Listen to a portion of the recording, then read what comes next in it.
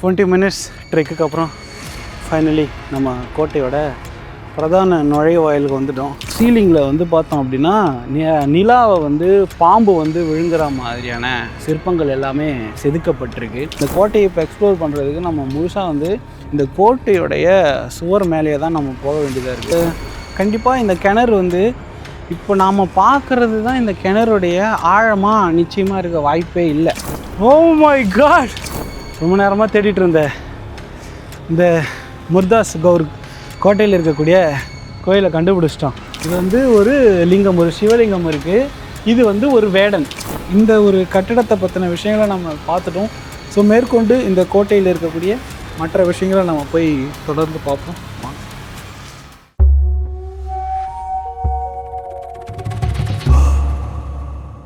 இந்த கோட்டையோட மைய பகுதியில் இப்போ நான் நின்றுட்டுருக்கேன். இப்போ நம்ம கோயில் மாதிரியான ஒரு அமைப்பு பார்த்தோம்ல, அதிலிருந்து இந்த இடம் எப்படி பார்த்தாலும் ஒரு 50 அடி எலிவேட் ஆகிருக்கும் ஹைட்டு. அதுக்கும் அங்கே கீழே இருந்ததுக்கும் இங்கே மேலே இருந்ததுக்கும் இதுதான் இந்த கோட்டையோட மையப்பகுதி. இந்த மையப்பகுதியில் வந்து இங்கே ஒரு ரூம் மாதிரியான ஒரு ஸ்ட்ரக்சர் இருக்குது. பக்கத்துலேயே ஒரு சிறிய அறை மாதிரியான ஒரு ஸ்ட்ரக்சர் ஒன்று இருக்குது. இது எல்லாமே வந்து கருங்கற்களால் கட்டல, சுதை கற்களால் வந்து கட்டியிருக்காங்க. இந்த கட்டுமானமே வந்து ரொம்ப ஒரு வித்தியாசமான முறையில், ஏன்னா கீழே வந்து சுதை கற்களால் வந்து ஒரு ஸ்ட்ரைட்டான ஒரு சுவர் கட்டிட்டு அதுக்கு மேலே வந்து அரைவட்ட வடிவிலான ஒரு கூம்பு வடிவிலான ஒரு மேல் கூரை தான் வந்து அமைச்சிருக்காங்க. பட் அங்கேயே வந்து அந்த கூரை கிடையாது. ஆனால் அங்கேயும் இதே மாதிரியான ஒரு கூரை அமைப்பு தான் இருந்திருக்கணும். பட் அது நாளடைவில் வந்து செதலம் அடைஞ்சிருக்கு. ஆனால் இந்த ஸ்ட்ரக்சர் வந்து இன்னுமே ஒரு ஸ்ட்ரக்சர் முழுசாக அப்படியே இருக்குது. ஒருத்தர் கூரை மட்டும் இல்லாமல் ஒரு ரூம் மாதிரியான ஒரு அமைப்பு இருக்குது. சரி, நம்ம நெக்ஸ்ட்டு போய் மற்ற இடங்களை போய் பார்ப்போம்.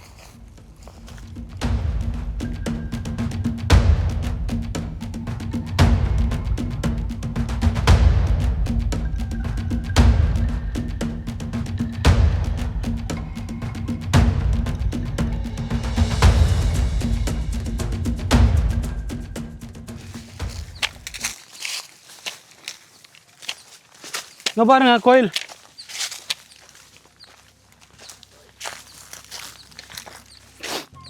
எதுவுமே இல்லாத ஒரு கோவில், மொத்தமாக செதஞ்சிருக்கு. உள்ளே எதுவுமே இல்லை. ஆனால் இது பக்கா கோயில். ஏன்னா இந்த விளக்கேற்றுற பகுதி, கூம்பு முக்கோண வடிவில் விளக்கேற்றுறதுக்கான அந்த மாடம் அதெல்லாமே இருக்குது இங்கே. இன்னுமே இது வந்து கோயில் தான். ஸோ இப்போ இந்த கோயிலுக்குள்ளே போய் என்ன மாதிரியான விஷயங்கள் இருக்குது, ஏதாவது மிச்சம் இருக்கான்னு பார்ப்போம். கண்டிப்பாக எதுவும் இருக்காது, பார்ப்போம்.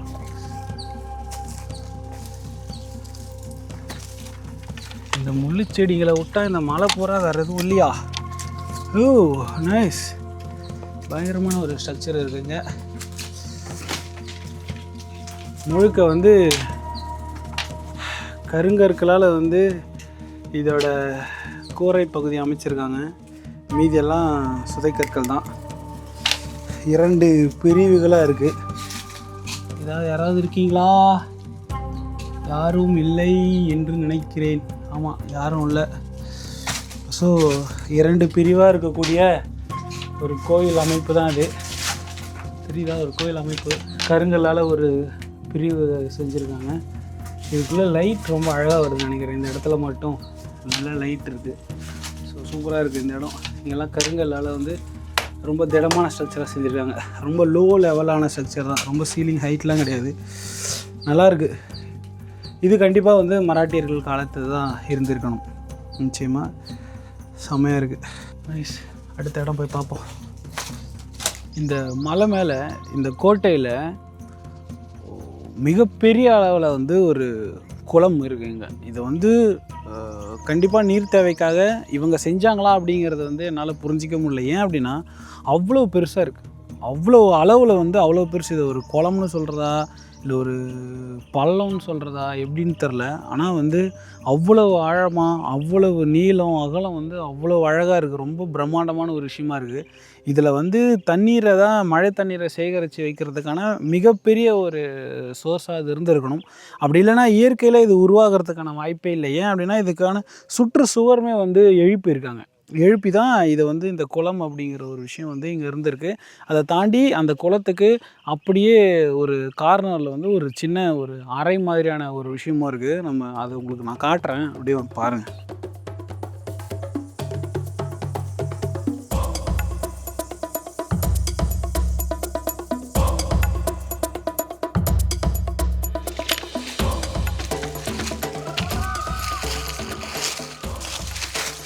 பாருங்க எவ்வளவு பெருசு.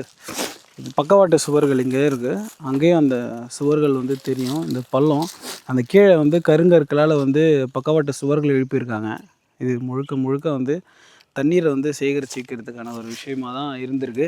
அங்கெல்லாம் வந்து இந்த பக்கவாட்டு சுவர்களான கற்கள் எல்லாமே சரிஞ்சு மண் மூடி ரொம்ப நாசமாயிட்டிருக்கு. பட் இந்த பக்கத்தில் கரெக்டாக இருக்குது. அங்கேயுமே வந்து இன்னும் கற்கள் எல்லாமே அப்படியே தான் இருக்க செய்யுது. ஆனால் இது இங்கேருந்து உங்களுக்கு இங்கேருந்து எப்படி பார்த்தாலும் ஒரு 200 அடிக்கு வந்து இருக்கும். இதோட ஓப்பன் ஸ்பேஸ் மட்டும் ஒரு 200 அடிக்கு மேலே இருக்கும் குறைஞ்சது நான் சொல்கிறது. அவ்வளோ அகலமாக இந்த சோர்ஸை இதை எப்படி தோண்டி இருப்பாங்க அப்படிங்கிறது தான் எனக்கு ரொம்ப ஆச்சரியமான ஒரு விஷயமா இருக்குது.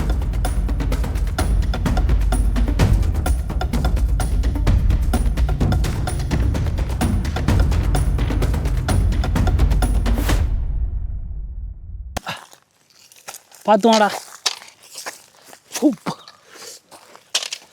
ஓ இங்கே வர செமையாக ஒரு அறை. இது வந்து எனக்கு தெரிஞ்சு பிரிட்டிஷ் பீரியடில் தான் இதை கட்டியிருக்கணும். ஏன்னா அவங்களோட ஆர்கிடெக்சர் தான் இந்த மாதிரி இருக்கும். இங்கிலாண்டோட ஆர்கிடெக்சர், பிரிட்டிஷோட ஆர்கிடெக்சர். ஏன்னா இது வந்து மாடர்ன் தான். இது வந்து மராட்டியர்களது இது கிடையாது. ஏன்னா இந்த கற்களுமே வந்து புது கற்கள் தான், வந்து பழைய கற்கள் கிடையாது. அதாவது சுதை அந்த காலத்தில் பயன்படுத்தின ரொம்ப தட்டையாக இருக்கும்ல, அந்த மாதிரியான கல் கிடையாது இது. இது வந்து கண்டிப்பாக வந்து பிரிட்டிஷ் பீரியடில் தான் அதை கட்டியிருக்கிறதுக்கான சாத்தியக்கூறுகள் இருக்குது. கோட்டைக்கு நடுவில் மையப்பகுதியில் ஒரு அறைகள் வந்து கட்டியிருக்காங்க. அதுவும் ஒரு வித்தியாசமான வடிவமைப்பாக இருக்குது. நம்ம இங்கேருந்து பார்க்கும்போது இது க்ளோஸ் ஆகிருக்கு. பட் அந்த பக்கம் 2 என்ட்ரன்ஸ் இருக்குது, அந்த பக்கம் நிறைய அறைகள் இந்த மாதிரி மாறி மாறி ரொம்ப சிக்கலான ஒரு வடிவமைப்பில் தான் பண்ணியிருக்குங்க.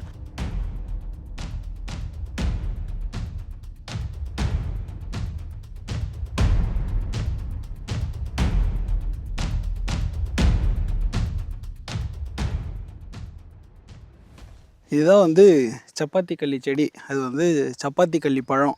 இந்த பழம் வந்து சாப்பிட்லாம், எந்த தீங்கும் கிடையாது. ஆனால் அதில் சவால் என்னென்னா, இந்த பழத்தை நீங்கள் பறிக்கவே முடியாது. ஏன்னா பறிக்கிறதே ரொம்ப சவால். அதுக்கு மேலே அது மேலே வந்து ரொம்ப சின்ன சின்ன முள் இருக்கும். இந்த நம்ம கம்பளி பூச்சி மேலே இருக்குல்ல முள், அந்த மாதிரி எப்படி கம்பளி பூச்சி நம்ம தொட்டாலே உடனே அந்த ரோமம் வந்து நம்மளோட ஸ்கின்ல ஒட்டிக்குமோ, அதே மாதிரி நம்ம அதை தொட்டுட்டோம் அப்படின்னாலே உடனே வந்து அந்த மேலே இருக்க அந்த முள் வந்து நம்மளோட ஸ்கின்ல வந்து ஒட்டிக்கிட்டு அது போகவே போகாது, ரொம்ப நேரம் ஆகும் அது. அதனாலேயே இந்த பழம் வந்து நல்லாயிருக்கும், டேஸ்ட்டும் நல்லாயிருக்கும். ஆனால் வந்து இதை பறித்து சாப்பிட்றது அப்படிங்கிறது ரொம்பவே சவாலான ஒரு விஷயம். நம்ம ட்ரை பண்ணி பார்ப்போம். இந்த பழம் வந்து செடியிலேருந்து எடுத்தாச்சு. இது மேலே வந்து பார்த்திங்கன்னா உங்களுக்கு வந்து அதோடய ஸ்கின் இது தெரியும், ரொம்ப ஷார்ப்பாக இருக்கும். அதோடய ரோமம் வந்து ரொம்ப ஷார்ப்பாக இருக்கும். அதை தொட்டோம் அப்படின்னா மாட்டிக்கும். அதுக்காக என்ன பண்ணுவாங்கன்னா, கல்லை எடுத்து இந்த பழத்தை அந்த முள் மேலே வந்து அந்த கல்லை தேய்ச்சி அந்த முள்ளெல்லாம் எடுத்துகிட்டு அதுக்கப்புறம் இந்த பழத்தை ஓப்பன் பண்ணோம் அப்படின்னா செம்ம கலரில் இருக்கும். ரொம்ப ஒரு மாதிரி பிளட் ரெட் கலரில் இருக்கும் இதில் இருக்க பழம். ட்ரை பண்ணி பார்ப்போம். நான் எப்பவுமே பேக்கில் வந்து ஒரு கத்தி வச்சுருப்பேன், எப்பவுமே இந்த மாதிரி வீடியோ எடுக்க போகும்போது சேஃப்டி ரீசன்ஸ்க்காக. ஸோ அந்த கத்தி தான் இது. ஸோ இப்போது இதை வச்சு நம்ம இதை க்ளீன் பண்ணுறதுக்கு ட்ரை பண்ணுவோம்.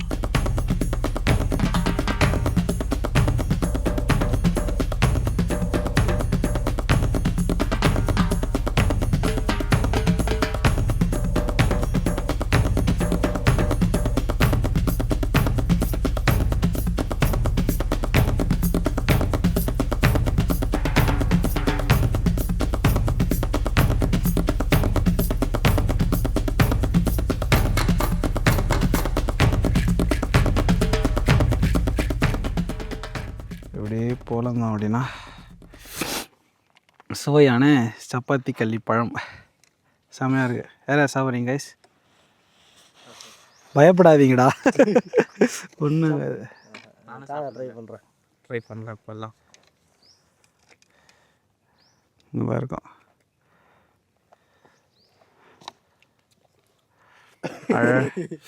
அழகாக வந்துருச்சு வரேன்.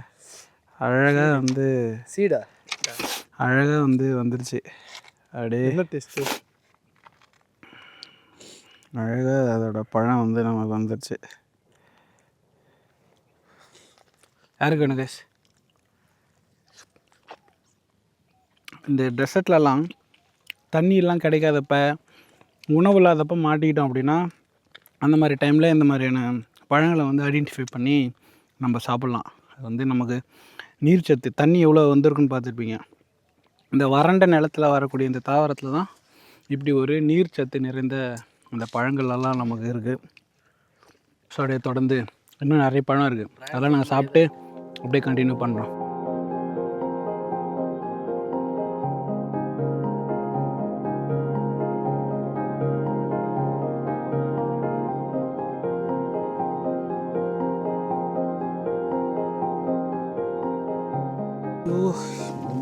தாங்க இந்த சைடு கொஞ்சம் வலி இருக்குண்ணா, மேலேருந்து கீழே வரைக்கும் ஃபுல்லாக முள்ளுதான் இருக்குது. பீரங்கி இருக்குண்ணே. பீரங்கியா? பீரங்கி இருக்குண்ணா. என்னடா சொல்கிறீங்க? கண்டுபிடிச்சாச்சா? கண்டுபிடிச்சிட்டோம். ஓடு இதோ கடைசியில். ஐயோ, காலையில் இருந்தால் அதை பார்ப்போமா இல்லையான்னு இருந்தனே. செமடா டேய், இவ்வளோ பெருசு இருக்கு. ஃபைனலி காலையிலேருந்து இதை பார்ப்போமா இல்லையா அப்படிங்கிறது இருந்தது. பீரங்கி 10 அடிக்கு மேலே இருக்கும்டா அது. பெருசு இது ஃபுல்லாக செம பெருசு கைஸ். 10 அடிக்கு மேலே இருக்கும். வேலூரில் இருக்க மலை கோட்டைகள் மேலேயே வந்து பீரங்கி இருக்கக்கூடிய ஒரே கோட்டை இதுதான். நம்ம இவ்வளோ நேரம் வந்து பீரங்கி மேடை, கண்காணிப்பு மேடையில் நம்ம சொல்லிட்டு வந்தோம்ல, இப்போ வந்து அது எல்லாமே வந்து ஆதாரப்பூர்வமாக நமக்கு தெரிஞ்சிருச்சு. இந்த கோட்டையில் பீரங்கிகள் வந்து பயன்படுத்தியிருக்காங்க. அப்போது இந்த கோட்டையில் இந்த பீரங்கி இருக்குது அப்படின்னா, அப்போது இது எவ்வளவு முக்கியமான ஒரு கோட்டையாக இருந்திருக்கும் அப்படிங்கிறத நம்ம நினச்சி பார்க்கணும். ஏன் அப்படின்னா, மற்ற இருக்கக்கூடிய 2 கோட்டைகளையுமே ரொம்ப ஒரு சாதாரணமான கட்டமைப்பு தான் இருந்தது. ஆனால் இங்கே தான் கோயில் இருக்குது, நுழைவாயில்கள் 2 புறமும் இருக்குது, மிகப்பெரிய அறைகள் வந்து எழுப்பப்பட்டிருக்கு, மிகப்பெரிய பாதுகாப்பு அரண் உருவாக்கப்பட்டிருக்கு. அது மட்டும் இல்லாமல் பீரங்கிகள் வந்து இங்கே இருந்திருக்கு. முழுக்க இரும்பு இல்லை இது? ஆமாம், ஃபுல்லாக இரும்பு தான். இரும்பு தான், ஆனால் சத்தமே வரல. புதஞ்சி இருக்கிறதுனால ஃபுல்லாக மண்ணை இருக்குல்ல. அப்படியேங்கப்பா, கீழே எவ்வளோ ஆழம் இருக்குன்னு வர தெரியாது. எப்படியும் இது இருக்குல்ல, அந்த சின்ன நம்ம வேலூர் கோட்டை மியூசியத்தில் வந்து இருக்கும் பாரு, ஒரு சின்ன அளவில் பீரங்கி குண்டு இருக்கும் பாரு, அது போகிற அளவுக்கு தான் அது இருக்கும்னு நினைக்கிறேன். ஆனால் அப்படியே இருக்குது, அவ்வளோ பெருசாக இருக்குது, அவ்வளோ பெரிய குண்டலாக இருக்காது. அப்படியே இருக்குது. இது பிரிட்டிஷ் காலத்துலேயும் பயன்படுத்தப்பட்டிருக்கலாம், அல்லது மராட்டியர்கள் காலத்திலையும் பயன்படுத்தப்பட்டிருக்கலாம், அதை தாண்டி திப்பு சுல்தான் காலத்திலையும் பயன்படுத்தப்பட்டிருக்கலாம், யாருடைய ஆட்சியில் வேணால் இருந்திருக்கலாம். ஆனால் இது வந்து இந்த முர்தாஸ் கவுர் கோட்டையில் தான் இருக்குது அப்படிங்கிறது தான் இதில் ஆச்சரியமான ஒரு விஷயம்.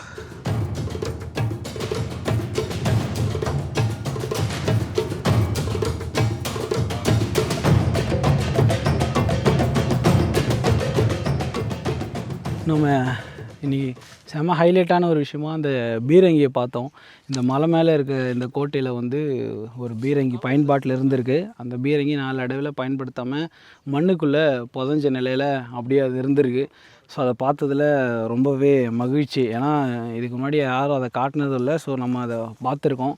ஸோ அதை பார்த்துட்டு இப்போ அதுக்கடுத்து இங்கே வந்து வெளிப்புற சுவரை ஒட்டி ஒரு சிறிய அறை, மாளிகையினுடைய ஒரு அறை மாதிரியான ஒரு விஷயம் அங்கே இருந்தது. சரி, அதை பார்க்கலாம் அப்படின்னு முயற்சி பண்ணோம். பட் ஆனால் அதுக்கான சரியான வழிகள் எதுவுமே அந்த பக்கம் இல்லை. அந்த குளத்துக்கு பக்கத்துலேயே இருந்தது. ஆனால் அங்கே 2 அடுக்குகள் இருக்கிறத நம்ம ட்ரோன் ஷாட்டு பார்க்கும்போது தான் தெரிஞ்சுது அங்கே 2 ஃப்ளோர் இருக்குது அப்படிங்கிறது. ஸோ அதுவே எனக்கு புதுசாக தான் இருக்குது. ஸோ அதுக்கு வழி எப்படி இருக்குது, என்ன மாதிரியான விஷயம் இருக்குது அப்படிங்கிறத தேடி அப்படியே புறப்பட்டோம். வழியில் பார்த்தா இங்கே ஒரு ரூம் இருக்குது, பாறைக்கு பக்கத்தில் இந்த ரூம் வந்து ஒழிச்சு வச்சுருக்காங்க. இருக்கிறதே தெரியாத ஒரு நிலையில் தான் இந்த ரூம் அப்படிங்கிறது இருக்குது. இன்னுமே ஒரு நல்ல நிலையில் தான் இருக்குது. செங்கற்களும் சுதையிலையும் கட்டியிருக்காங்க. இந்த கட்டடம் நல்ல நிலையில் இருக்குது. இப்போ நம்ம தொடர்ந்து போய் அப்படியே அந்த அறையும், அந்த அறைக்கு கீழே இருக்கக்கூடிய இன்னொரு அறையும் கண்டுபிடிக்கலாம். வாங்க.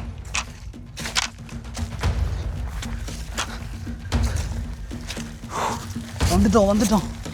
இந்த மாளிகை போன்ற அறைக்கிட்ட வந்துட்டோம்.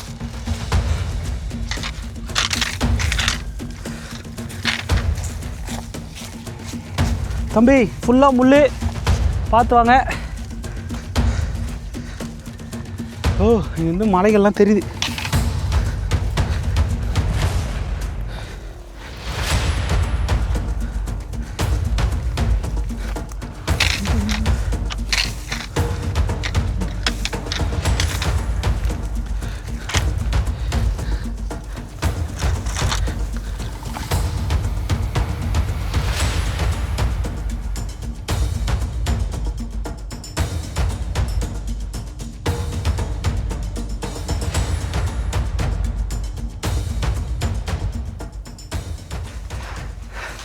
ஃபைனலி கைஸ், இதுதான் அந்த அறை.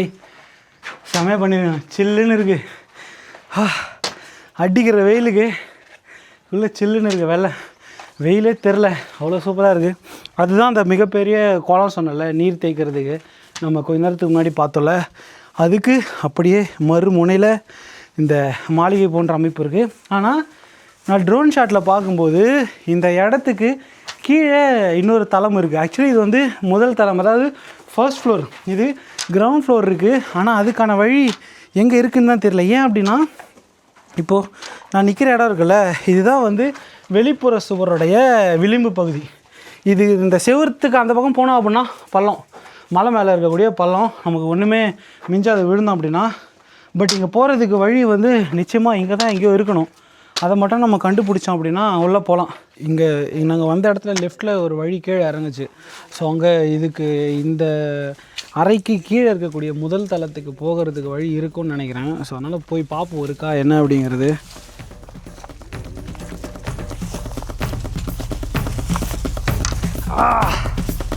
அதே மாதிரி அது ஃபுல்லாக புதர் மண்டி கிடக்கு.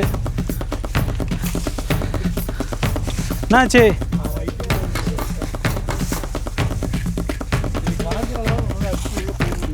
பச்சையாக இருந்ததுன்னா வாய்ப்பு இல்லை.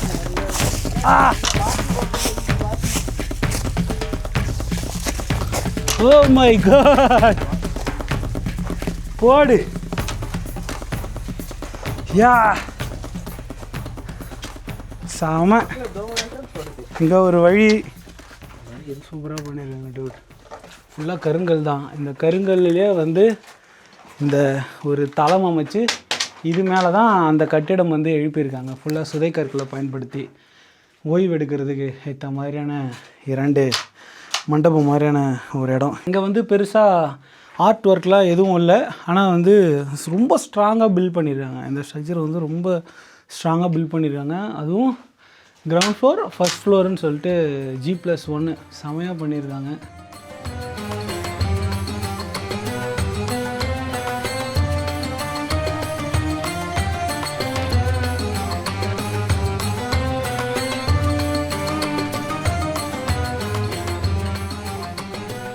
இங்கே இந்த ஒரு சிறிய ஒரு மாளிகையினுடைய ஒரு சிறிய அறை மாதிரி இருக்கக்கூடிய இந்த பகுதி வந்து ரொம்பவே அழகாக இருந்தது. சுதைக்கற்களில் வந்து இந்த கட்டடம் எழுப்பப்பட்டிருந்தது.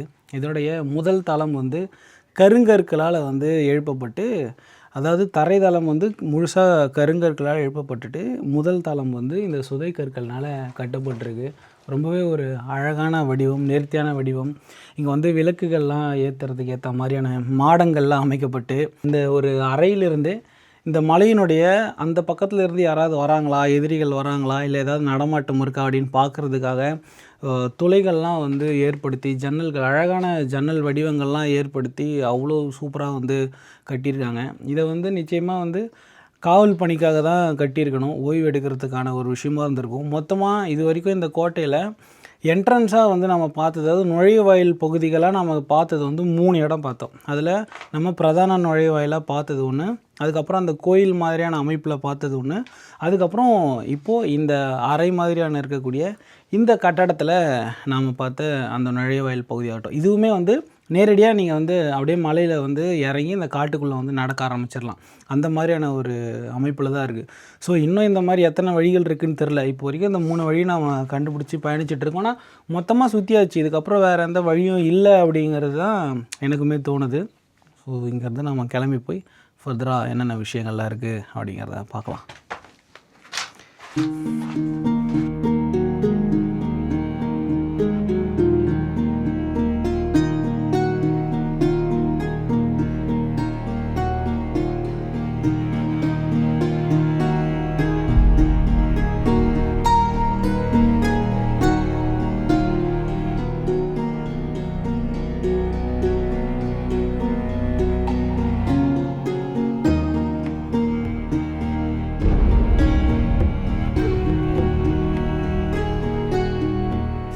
என்னடா இது, இந்த இடத்துல ஏதோ ஒரு ஸ்ட்ரக்சர் தெரியுது. ஒரு கட்டடம் கருங்கல்லால் செஞ்சுருக்காங்க.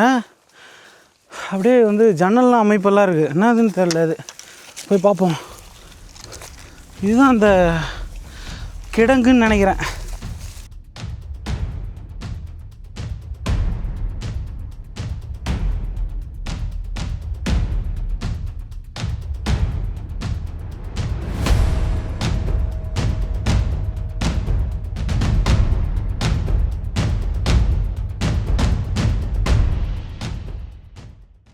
பார்த்து வாங்க.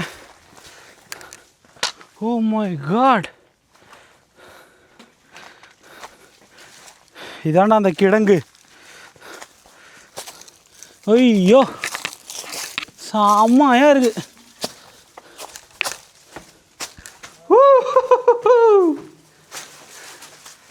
கிடங்கு எவ்வளோ நீட்டுக்கு இருக்குது பாருங்கள்.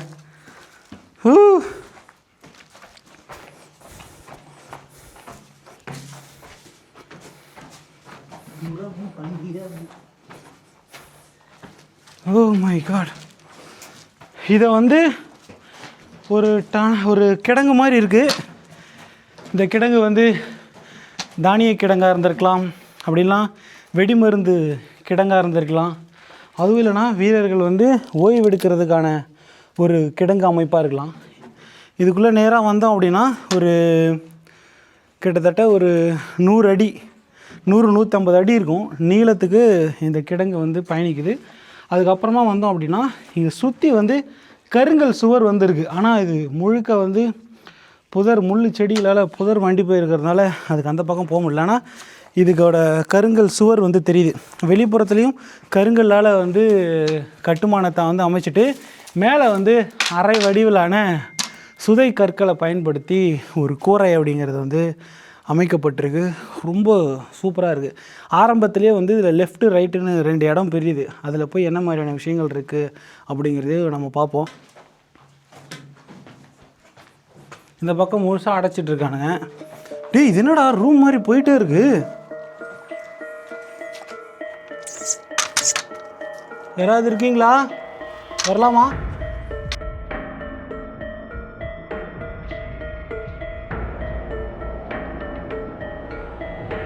டேய் இது பெரிய அறை மாதிரி இருக்குடா. இது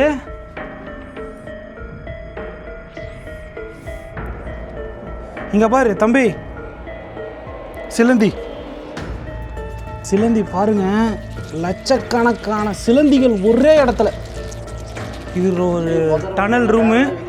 ஒரு டனல் ரூம் ஃபுல்லாக பள்ளி தான் இருக்குது. இதுக்கு மேலே போகிறது இதில் வந்து ஆபத்தான விஷயமா இருக்கலாம், என்ன வேணால் இருக்கலாம்.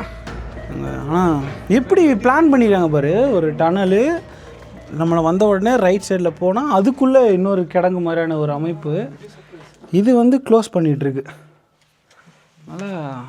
நல்லா பண்ணியிருக்காங்கல்ல. மலை மேலே அட்டகாசமான ஒரு இடம். நம்ம வந்து நிறைய லேர்ன் பண்ணணும். இந்த மாதிரியான இடங்களுக்கெல்லாம் வரும்போது கட்டிடக்கலைக்கே இதிலேருந்து நம்ம ரெஃபரன்ஸ் எடுக்க முடியும். இந்த ஆர்ச்சோட சைஸு பாருங்கள் எப்படி பண்ணியிருக்காங்க பாருங்கள். முழுக்க வந்து செங்கற்களும் சுதையை மட்டுமே பயன்படுத்தி இங்கே பாருங்கள். மொத்தமாக திக்னஸே ஒரு 2 சென்டிமீட்டர் தான் வரும். 2 சென்டிமீட்டர் தான் வரும். அவ்வளோ சூப்பராக பண்ணியிருக்காங்க. கருங்கல்லுக்காக வந்து ஒரு தளம் வந்து வலிமையாக அமைச்சிட்டு இந்த கிடங்குன்றது அமைக்கப்பட்டிருக்கு.